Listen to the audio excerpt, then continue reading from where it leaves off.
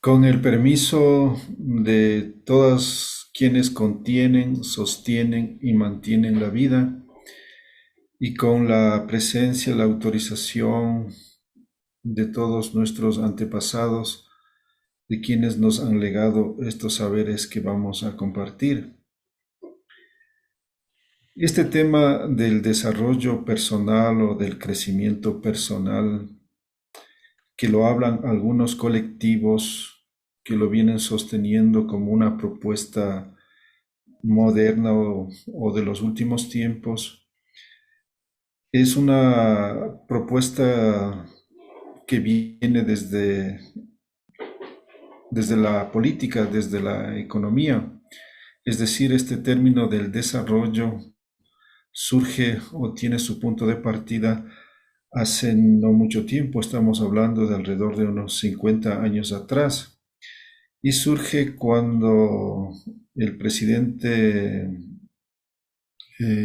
Human de los Estados Unidos, él saca a relucir esta idea de que hay pueblos que son desarrollados y otros pueblos que son subdesarrollados. Es decir, se parte de una dicotomía en la cual hay unos pueblos que son mejores y otros pueblos que son peores. También después definidos como países del primer mundo o países del tercer mundo. Y todo esto es una consecuencia o es parte de otras formas anteriores cuando se hablaba de pueblos civilizados o incivilizados o pueblos que se consideraban que tenían cultura y otros que tenían una mínima cultura, o las referencias a cuando se habla de pueblos avanzados o pueblos atrasados, primitivos, salvajes. Es decir, esta dicotomía o esta visión dicotómica es parte de un proceso en la cual se ha categorizado y se ha creado una serie de variables, de parámetros, de paradigmas que intentan establecer quiénes son el referente, el reflejo, el prototipo, y por lo tanto todos los demás tienen que asumir o orientarse o guiarse a eso que está determinando quienes se asumen como el centro, como los más destacados, los principales, los mejores, los más inteligentes, o el cerebro de todos. En este sentido es que surge o aparece una nueva categoría, pero que se inscribe dentro de las mismas condicionantes, que es este concepto del desarrollo. Y por lo tanto, Huma, el presidente de Estados Unidos, al establecerse él como el centro del mundo, como el referente, poniendo a los Estados Unidos y en general a todo Occidente como el horizonte o el norte o el lugar a donde todos tienen que llegar. Entonces, desde ahí surge este término que hoy ha sido cuestionado, que hoy ha sido puesto en debate, puesto que el denominado desarrollo ha significado un subdesarrollo, especialmente para lo que se llama la naturaleza. Es decir, ha sido simplemente un desarrollo para cierto sector, para cierto grupo, y la mayoría se ha quedado en el subdesarrollo. Es decir, les han convertido o les han conducido o les han llevado a esa condición. Por lo tanto, cuando se habla del desarrollo personal, seguimos en la misma lógica, dentro de los mismos parámetros. Consecuentemente, creemos nosotros que es otra trampa en la cual nos hemos envuelto en este momento. Es decir, si el desarrollo político y el desarrollo económico que se pregonaba no ha resultado, tampoco lo que se llama el desarrollo personal o el crecimiento personal tampoco ha significado un cambio, una transformación como se aspiraría o como se buscaría o se quisiera. Y es así que se ha convertido esto del desarrollo en una búsqueda desesperada en la idea de que hay que desarrollarse cada vez más. Es decir, es como en el caso de la economía, cuando lo concibe como un desarrollo ilimitado. cuando hoy sabemos que estamos dentro de una naturaleza y de un planeta limitado, en donde los llamados recursos naturales no son infinitos, sino que tienen un límite. Como consecuencia de ello, entonces, hablar también de un desarrollo personal ilimitado en la idea de que tenemos que desarrollarnos para siempre y por siempre, lo que ha generado y ha provocado es un sentimiento de frustración. Quienes están dentro de este ámbito llamado camino espiritual o todo lo que tiene que ver con estas formas de trabajo personal, simplemente vemos que la mayoría se sienten que no han logrado cumplir sus metas, porque siempre hay algo más y este algo más es infinito y como consecuencia de ello, más bien hay un sentido de ansiedad. La gente no se siente aquí y ahora, sino que siempre está viviendo en el futuro y siempre aspirando y queriendo más. Nunca está conforme, nunca está satisfecho y siempre quiere más y más. Como consecuencia de esto, entonces hay ese sentimiento de que hay una forma de sentirse que no es capaz, de que no puede, de que no logra y como consecuencia viene esta frustración. Eso por un lado. Por otro lado, tiene que ver esto con la idea de que este es un proceso personal o únicamente tiene que ver con el individuo. Es decir, cada uno tiene que responsabilizarse y asumir un camino, un proceso y como consecuencia de ello viene también la situación de que estamos en un medio social, estamos dentro de una sociedad, dentro de un sistema mundo y que eso afecta o eso condiciona o eso establece ciertos límites o ciertas condiciones. Y como consecuencia de que no poder en un sistema, en estas condiciones y características, en donde hay un modelo de sociedad que no permite, que no crea las oportunidades, que no da todas las condiciones para que todos puedan asumir ese camino que todos ponen como referente o como guía. Entonces nos encontramos en ese mismo sentido con otra frustración.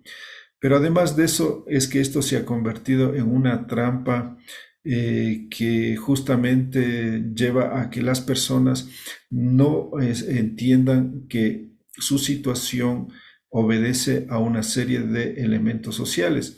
Es decir, todos se comienzan a culpabilizar, se sienten culpables por no lograr ese anhelado desarrollo, por no alcanzar ese crecimiento, por no lograr lo que han logrado ciertos personajes que son puestos como los referentes. Entonces tenemos una humanidad llena de culpables y de frustrados que no han logrado eso. Entonces esto nos lleva, por lo tanto, a cuestionar estos conceptos, estos paradigmas y pensar qué es lo que plantean los pueblos milenarios.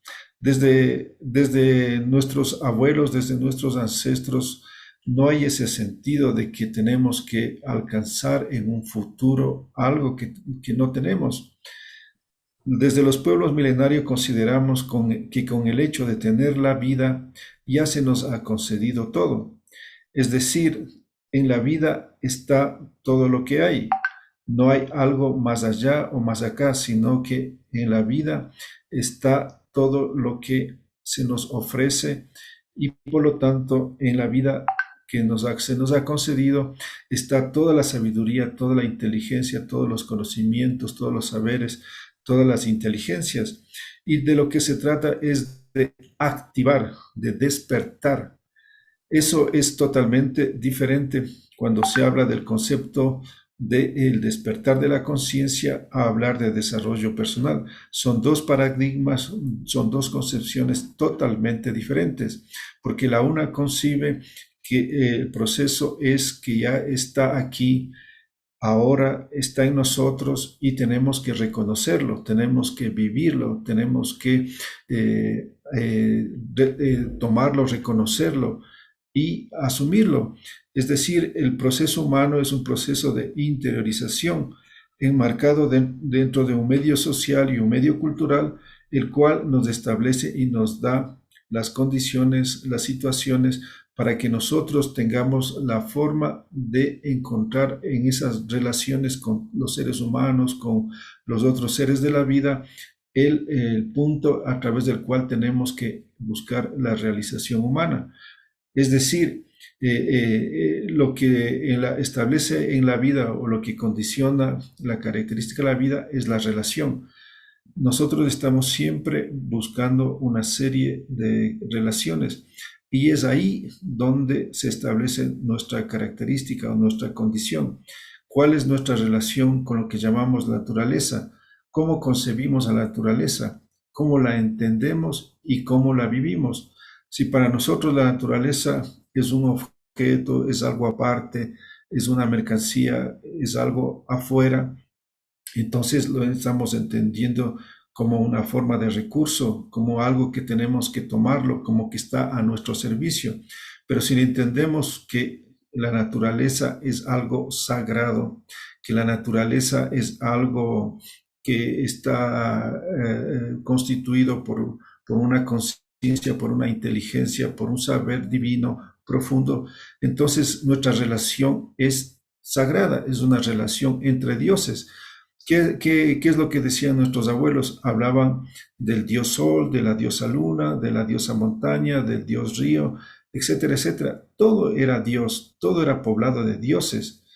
Es decir, era una relación entre dioses y por lo tanto una relación sagrada y como consecuencia una relación espiritual muy diferente a las religiones que más bien plantean la idea de un dios o de un ser afuera de la vida y de un personaje que tiene una forma humana, es decir, que no está aquí, que no es la vida, que no está constituyendo todos los seres y todos los elementos que hacen la vida. Entonces es otra visión totalmente diferente. En este sentido, tenemos que tomar en cuenta esta diferencia fundamental para poder seguir caminando en este proceso espiritual. Porque si seguimos en la trampa del desarrollo personal y del crecimiento personal que nos ha conducido estos últimos años, simplemente seguimos en la misma y no hemos aprendido de la experiencia y no valoramos a los pueblos milenarios que han constituido colectivamente una serie de principios que nos permiten, por lo tanto, tener elementos, tener herramientas, y esas herramientas están en simplemente decir que todo está en nosotros, que ya está en nosotros y que no tenemos que desarrollarnos, no tenemos que crecer, sino que tenemos que ir a reconocer, a abrir, a despejar eso que ya se nos ha dado, que está en nosotros, porque nosotros somos los depositarios de todo el conocimiento de la humanidad y de toda la existencia.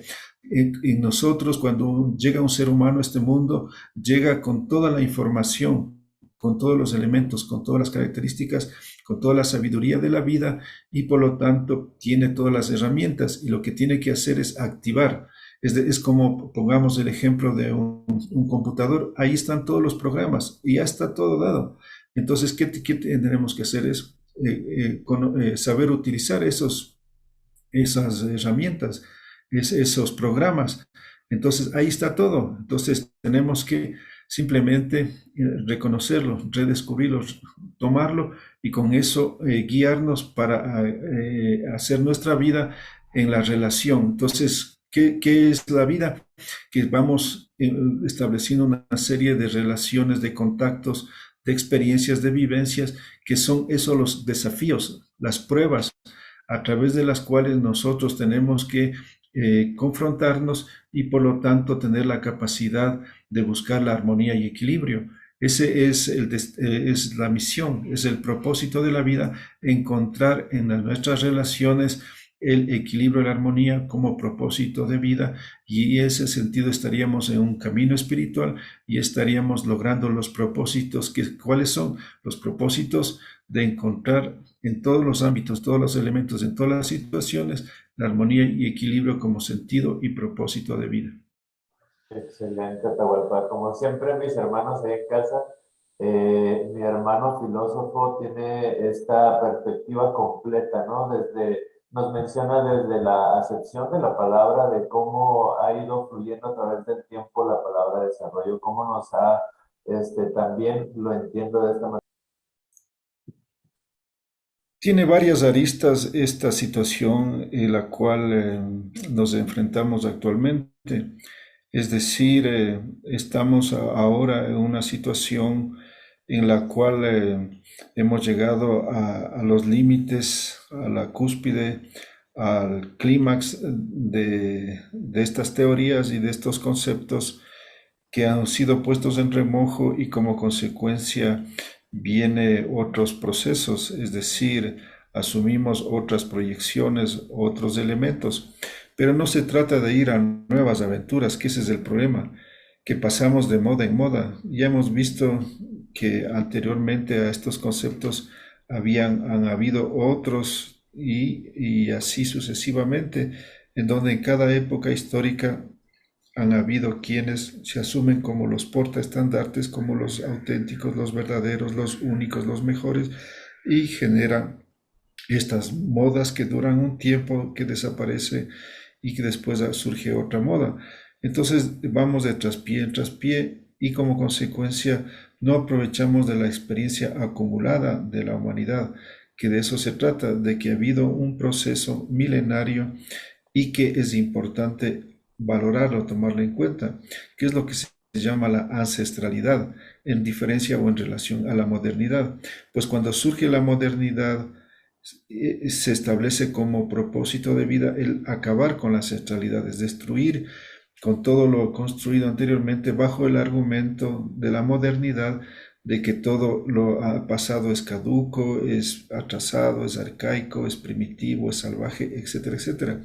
Y que por lo tanto tenemos que desechar y simplemente virar la página y construir algo nuevo. Cuando de lo que se trata, por el contrario, es de aprovechar de toda esa experiencia para seguir tejiendo. No se trata de hacer un borrón y cuenta nueva, sino de seguir tejiendo los procesos para poder seguir construyendo. Y nos encontramos todos ahora en una situación en donde cada cual quiere hacer a su manera, a su forma, y aparece el Mesías, aparece el enviado, aparece el gurú, aparece el maestro, el que dice qué hay que hacer y qué no hay que hacer. Y como consecuencia se desprecia a todos los pueblos milenarios que sobreviven, que más bien se ha pretendido es destruirlos, acabarles, que esa es la intención, ¿no? Es decir, terminar con una serie de saberes milenarios para imponer otros saberes, pero que estos saberes ya vemos los resultados, que simplemente nos han conducido a la crisis climática y a toda la situación caótica social que se vive en el mundo entero. Entonces, en este sentido, es importante reflexionar claramente, tomar muy en serio esta situación en la cual hemos llegado a un momento de clímax que significa lo que se llama la autoexplotación, es decir, por ese deseo de desarrollo, por ese deseo de supuestamente alcanzar más y más, de tener más y más, de ser más y más, y han conducido a que ahora la población, la mayoría de la humanidad, ya no trabaje 8 horas, sino trabaja 10 horas, 12 horas, 14 horas, en esa desesperación, en esa ansiedad de tener más, de obtener más, para tener más reconocimiento, más valoración, para tener más títulos, para tener más privilegios, qué sé yo. Entonces, esa situación desaforada, esa desesperación, esa ansiedad por ser más y más, lleva a un estado de tremenda competencia. Y esa competencia simplemente es destruir al otro, es acabar al otro. No es una sociedad solidaria que se ayuda. Ya hemos visto con la pandemia que necesitamos un mundo en donde funcione la cooperación como sentido y propósito de vida. Y por el contrario, hemos visto que estamos en una sociedad competitiva que simplemente los que se salvan son los que tienen las posibilidades económicas. Pero ya vamos viendo cómo ahora el virus nos está poniendo frente a esta situación en la cual estamos en un momento crítico en donde cualquier persona puede llevar el virus, sea rico o pobre.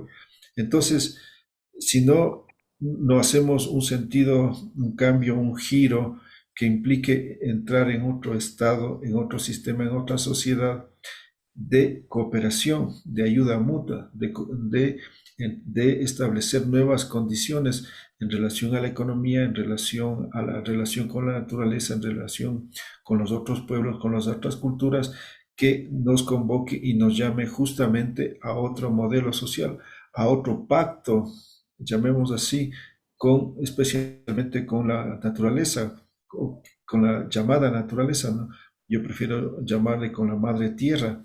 Entonces, en este sentido, tenemos que salir de ese estado de autoexplotación en donde nos sometemos cada vez más, nos presionamos por lograr cada vez esos propósitos que resultan inalcanzables, que cada vez se vuelven, nos crean nuevas necesidades, nuevas situaciones y que hay que trabajar más y cada vez más para obtener eso. Entonces, esa trampa en la cual nos han conducido y en las cuales estamos sometidos implica romper con todas esas creencias, esos parámetros, esas situaciones. Y uno de los elementos que tenemos que cuestionar profundamente es esta idea de la libertad, porque todos ahora se sienten libres, todos asumen de que están viviendo una libertad, cuando hoy estamos más esclavos que nunca, porque estamos dependientes de muchas situaciones. El esclavo antiguo sabía que era esclavo, el esclavo moderno no lo sabe, por lo tanto es un esclavo mayor, porque no tiene la conciencia de que está en un estado de enclaustramiento, de sometimiento, de esclavización. Ya vemos cómo ahora se va a perfeccionar cuando ya se ha puesto el carnet de vacunación. Entonces, ese ya es el estado mayor en donde ya todos van a estar controlados y vigilados a través de ese carnet. Quien no tiene el carnet de vacunación, entonces es un paria, es considerado alguien que tiene que ser expulsado, que tiene que ser sacrificado, que tiene que ser eliminado. Entonces, esas son las evidencias, las claras situaciones que que estamos visualizando, pero que la mayoría de gente no se da cuenta. Todos no asumen o no son conscientes de lo que significa tener el carnet de vacunación. Creen que simplemente es el problema de que ya están vacunados. Es lo que implica, lo que está alrededor de todo ello. Y por lo tanto, ¿eso qué va a ser? Vigilar. ¿Y qué es la vigilancia? Una sociedad panóptica, una sociedad de enclaustrados, de sometidos, es decir, de esclavos. Es decir, hemos llegado a la perfección, al estado mayor, en donde el que es esclavo se cree libre y dice, yo soy libre porque me puedo poner la vacuna que yo quiero y después nos vamos a poner cualquier cosa porque simplemente te ponen a elegir entre A, B y C. Y dices, eres libre porque puedes elegir entre A, B y C, pero no te ponen otras posibilidades que sean D, E, F. Simplemente te ponen tres opciones. Y de esa manera te crees o te asumes de que eres libre, pero simplemente estás atrapado y estás obligado y presionado a estar dentro de ciertas condiciones y de ciertos parámetros establecidos, delimitados. No es que es algo que ha surgido simplemente así o que estamos cada cual en la posibilidad de tomar lo que deseamos. No, hay algo que se nos entrega, que se nos está dado. Entonces, ¿qué es lo que tenemos que entender? Que no es que la vida es así, porque la mayoría de personas dicen, ah, la vida es así. No, hay un sistema social que ha construido un estilo de vida. Entonces, no es que la vida es así, no es que la vida es dura. Es algo que es típico escuchar, no, ah, la vida es dura, la vida es sacrificada. No, no es la vida es hermosa, la vida es bella, se nos ha entregado algo divino. Y lo que existe es una sociedad que ha creado un modelo de vida que nos lleva a esas condiciones de esclavización. Entonces tenemos que salir de estas concepciones, de estas creencias, de estos parámetros en los cuales hábilmente se han generado como mecanismos para lograr que las personas se crean libres y no se den cuenta de que son esclavos y como consecuencia no hagan lo que tienen que hacer para romper y salir de esta situación, sino que por el contrario quieren cada vez más profundizar y profundizar y como consecuencia hemos llegado a ese límite de la autoesclavización en donde ahora cada uno se autoexplota y a eso le llama autorrealización. Es la locura total. Mi querido Atahualpa, platícanos también, creo que tú tienes un poco recortado el tiempo, pero platícanos sobre esto que ya desde tu perspectiva creo que también ya no es una alternativa, no es una alternativa para el humano entenderlo, sino es ya lo que nos toca entender. Efectivamente se nos ha puesto en la periferia, es decir, se nos sacó de nuestra esencia para ponernos al borde y dejarnos como algo raro, algo particular, algo que no corresponde y como consecuencia nos volvimos parte de lo que se llama de la alteridad. Y justamente hoy se trata de salir de estos estados periféricos, de estos estados de externalidad en los que nos han puesto y asumirnos el centro. Es decir, depende de cada uno de nosotros y de nuestros pueblos el reconocernos como el centro y de esta manera ir replanteando y reformulando todo. Y esto implica hacer una serie de cambios, ¿no es cierto?, de transformaciones que vienen de los conceptos. Y en este sentido yo quisiera rescatar lo que se ha dicho sobre el estado natural, que ese es el estado el cual nosotros debemos manejarnos o debemos estar. ¿Qué quiere decir esto? Que ha habido un proceso de llevarnos a una forma artificial de vida y sacarnos de formas naturales, bajo el argumento de que eso es atrasado, de que eso es salvaje, de que eso es primitivo, y como consecuencia la ruptura con la llamada naturaleza. Y en este sentido, esta artificialidad nos establece un estado, una conciencia, una forma de vida artificial. Esa es la programación que nos hacen. Cuando nace un niño está totalmente en estado natural y después entra el proceso de domesticación, de castración, cuando va a lo que se llama la escuela, que es la que se encarga de hacer este proceso de artificialidad para sacarlo de la naturalidad y volverlo un ente domesticado, domado, que puede funcionar y que puede convertirse en esclavo, un esclavo libre, un esclavo en donde simplemente va a someterse y va a correr al ritmo que le impone la moda, que le impone el consumo, que le impone la sociedad, que le impone los grandes poderes. Entonces, esta sociedad de consumo, esta sociedad en donde se crea artificialmente las necesidades, es las que nos saca de ese estado natural. Y eso es lo que tenemos que hacer. ¿Qué es regresar a la naturaleza? No es simplemente vivir cerca de la naturaleza, sino regresar a ese estado natural, a esa forma propia que se nos concede, que se nos da por tener la vida, por tener la inteligencia de la vida, por tener la divinidad en nosotros. Entonces, esa divinidad inmanente tiene que ser potencializada, tiene que ser reverdecida, tiene que ser florecida. Pero lo que hace el sistema con las programaciones es todo lo contrario, más bien envolvernos dentro de otro tipo de programas artificiales y como consecuencia envolvernos dentro de toda esta artificialidad. Esto implica, por lo tanto, procesos de desprogramación y que puede significar o que podemos tomar otra palabra que es la desescolarización, de salir de las formas escolarizadas, es decir, del sistema educativo que tiene la función de convertirnos en esclavos, esclavos libres para poder servir al sistema. Entonces, esto también podríamos llamarlo una descolonización.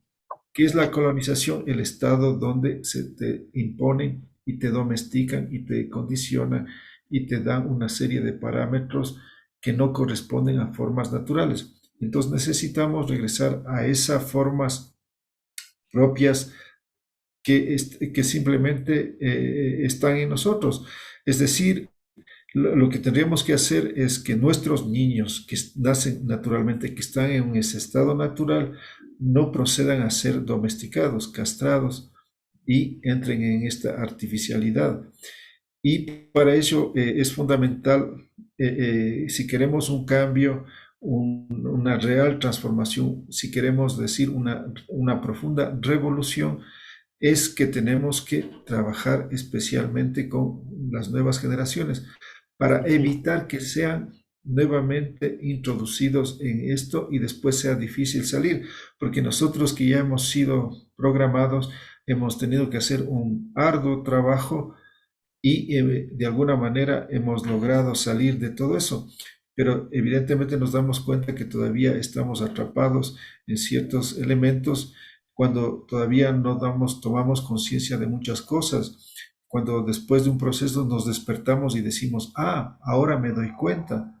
Pero eso ha sido un proceso que nos ha tomado mucho tiempo, muchos recursos, mucha energía y lo que más bien tendríamos que hacer para no entrar en procesos de la toma del poder o de resolverlo desde el Estado, o resolverlo simplemente desde la política o resolverlo simplemente desde un gobierno, sino la idea es de cuidar a las nuevas generaciones para hacer un quiebre, una ruptura entre estas generaciones que están naciendo, que están lúcidas, que están profundas, que están en amor total y que no se les lleve, se les conduzca a una deformación, a una tergiversación y como consecuencia ingresen en este camino en el cual nos han metido. Entonces, eso habría que hacer y para eso habría que utilizar una serie de mecanismos como las formas de utilización de una serie de técnicas, de herramientas, de métodos naturales. Es decir, no hay nada que inventar, simplemente tomar conciencia de que ya está ahí todo, que en la madre tierra, en toda la existencia, está toda la inteligencia de la vida y tenemos que simplemente tomarlo en cuenta, darnos atención a que ahí está y tomarlo, porque ahí está dado todo, porque ahí está la divinidad, ahí está lo sagrado, ahí está toda la inteligencia de la vida. Entonces, ¿qué hay que hacer? Entrar en esas frecuencias, vibrar en esas interrelaciones, comenzar a nadar dentro de ese modelo natural, a dejar a fluir con el viento, con esa forma propia de la vida. Entonces, eso es el dilema, ese es el desafío, eso es lo que nos encontramos ahora en volver a ese estado natural para salir de todo ese estado que se llama la civilización, que les llaman la cultura, que les llaman el sistema, que les llaman la sociedad, para entrar a formas que, cómo funciona la naturaleza. La naturaleza en su divinidad, en su inteligencia, funciona dentro de ciertos parámetros, dentro de ciertas reglas, dentro de ciertas normas y cuál es el propósito que debería ser el propósito del ser humano, como lo fue siempre, es vibrar, entrar, es acoplarse a eso que está dado y no querer destruir, no querer acabar lo que es lo sagrado de la vida y crear algo artificial que nos ha conducido a este momento de crisis y que nos lleva a un estado en el cual estamos en un estado de sobrevivencia, en la posibilidad de la desaparición de la especie humana. Entonces, tenemos que reasumir la vida y eso implica fluir y volar dentro de las leyes y de las condiciones de la vida que se llama naturaleza. Ahí está toda la divinidad y toda la inteligencia de la vida. De nuestro entorno. Mi querido Atahualpa, algunas apreciaciones. Comparto totalmente de que somos portadores de divinidad, de que somos seres divinos y que tenemos que creernos. Justamente es lo que ha pasado cuando surge la religión, es decir, cuando desaparece la espiritualidad y aparecen las religiones que nos quitan todas estas concepciones y nos hacen creer que no somos seres divinos y establecen que lo divino está afuera, está en el más allá, está en el cielo. Y ese es el asunto o el kit que tenemos que recuperar nuevamente ese estado de divinidad, de que somos portadores de divinidad, de que somos dioses y por lo tanto somos perfectos, todo está en nosotros y no tenemos que desarrollar, no tenemos que crecer, no tenemos que hacer nada más que simplemente reconocer eso y vivir nuestra divinidad y sacar y reflotar todo eso, porque ahí en cada expresión de la vida está lo divino, está lo sagrado, está Dios, está la diosa.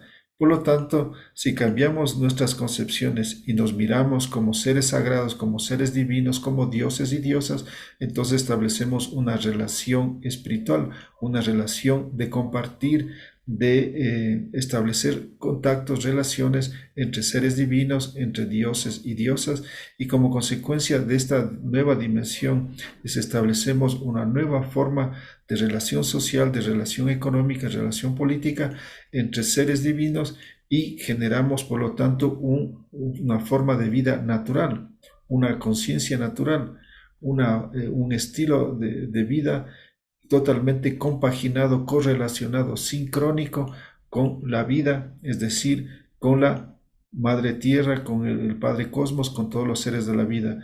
Entonces, ¿dónde está el conocimiento? ¿Dónde está la sabiduría? ¿Dónde están las bibliotecas? Está en la vida, está en la naturaleza. Ahí está la biblioteca, ahí está el conocimiento. Entonces, ¿qué hay que hacer? Compenetrarse cada vez más con todos los elementos, todas las condiciones, todas las características de la llamada naturaleza. A medida que nos compaginemos, nos adentremos y nos estrechemos y nos enlacemos profundamente, es que entramos cada vez más en lo divino y despertamos todas las potencialidades que están en nosotros, que están inmanentes y las activamos a nuevos niveles, a nuevos planos y despertamos al maestro interior.